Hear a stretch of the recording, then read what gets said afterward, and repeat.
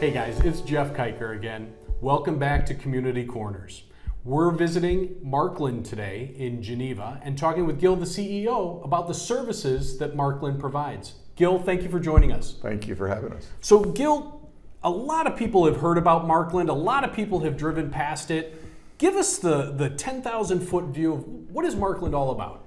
The care that we do. We serve 178 individuals in our facilities in Bloomingdale, Elgin, and here in Geneva that have severe and profound developmental disabilities. And tell us a little bit, when you say severe and profound, what does that exactly mean? Yeah, it means the vast majority of our residents are nonverbal, they're non-ambulatory. Many of them have to be, cannot eat by mouth, so they use what are called G tubes.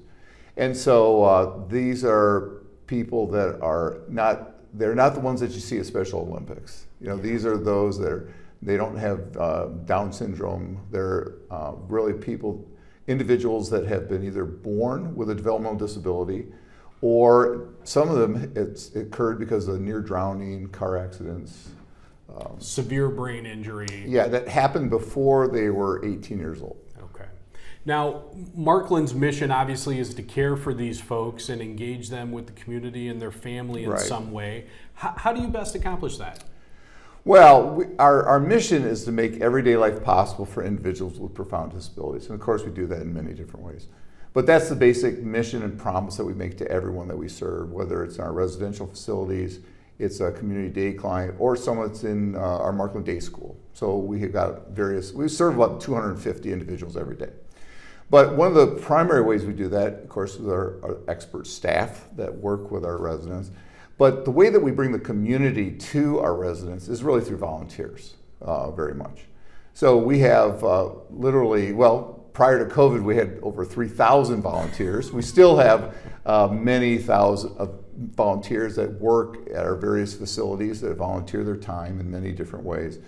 And so we have a volunteer coordinator who then works with those volunteers to get them into the places that they feel comfortable, train them, and make sure that they feel that they have had something that's very significant in the experience. And we found that can be done on a weekly basis, can be done with groups. We have groups that come in for like an experience. And then we have others that come in for our holiday gift opening before Christmas. And so there's many ways that they can get involved with our residents. So as someone's looking at these volunteer roles, you mentioned a few of those, what would be the best way for them to engage and figure out where they can fit in? Yeah, I think the best thing to do is every volunteer actually goes through a one-on-one interview with our volunteer coordinator. So that's a place where they get a sense of, where would they best fit, where they feel most comfortable. But the best place to kind of get that initial connection to Marklund is through our website, which is Marklund, MARKLUND.org. And there they'll see connections to our volunteer program, as well as other things that we're doing at Marklund. But that's probably the best place for them to get at least an initial feeling for where they would like to get connected. Year to year, do you guys have any events that people should keep on their calendar, keep in mind as they approach? Well, I think one of the maybe easy ones is we do a 5K in October. We do it's called the Marklund Run, Walk, and Roll, and so we do have those that are in wheelchairs that are part of this. It's a 5K. You can also do the 1 mile walk. Which is my competitive, my competitive field is the 1 mile walk, and so it's an easy way to get kind of we've got a lot of our residents that are part of that. We have family members that are part of it. It's a big event. We have a great kind of party in the park afterwards, so they'll feel like they have a great, and they can find out about that also on our website about that. And then we've got a high-end event that we do downtown called Top Hat, which is a black tie event that we do each year. This past year we net $1 million at it. So wow. It's a big 600 individuals that come to that. It's a very high-end, very fun event. It's not for everyone. So you can do a 5K, it's pretty, the 1 mile for walk. Everyone, right? Yeah, that's right. We'll go toe to toe on that 1 mile walk, or Top Hat, or we have a golf event that we do in June. So excellent. So Gil, one of the things you and I have talked about and is most pressing need, I've spoken regularly about the need to give better funding and better support mechanisms for institutions like this out of our state budget. The ask isn't big, but the impact is significant, and I think we need to do more in that space. Can you talk a little bit about the funding, where your funding comes from, and talk about the gap in the funding and where those services maybe can't get fulfilled to the extent we need them to? Yeah, I mean, our funding is through Medicaid. It is Medicaid funding through the state. And so that's where Let me interrupt real quick. So Medicaid, these are all state-dependent medical program patients, correct?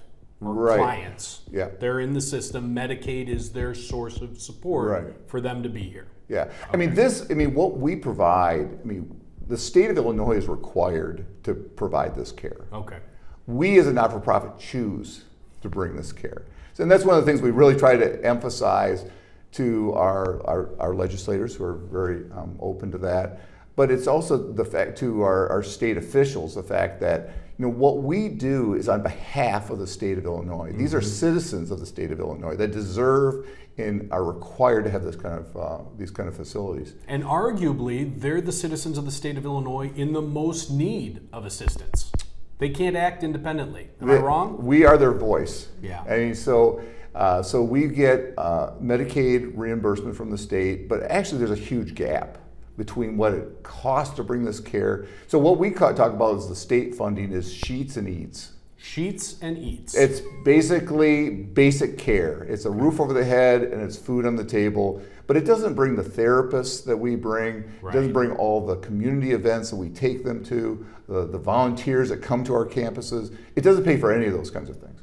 And so the fact is that there's a little bit over a $20,000 gap for every individual we serve. And remind annually. Everyone how many patients are here? So it's 178 individuals, so it's a $3.6 million gap net fundraising we have to do every year just to support this standard of care. So Gil, I also understand you guys have a couple times a week a tremendous baseball outing. Share a little bit about that. It's great.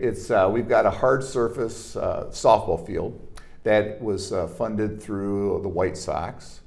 And so we have very competitive games twice a week where it's a big volunteer activity. They come in and work with have our residents, and it's just a lot of fun. The residents love it, volunteers love it, and it's just a lot of fun. And that's twice a week. And are you guys always looking for people to participate in the game? We're always looking for people that want to be a part of that. Whether they're a baseball fan or not, they'll get hooked by just coming and being a part of it. So it's a lot of fun. Excellent. Well, folks, thank you again for joining us on this edition of Keicher's Corners.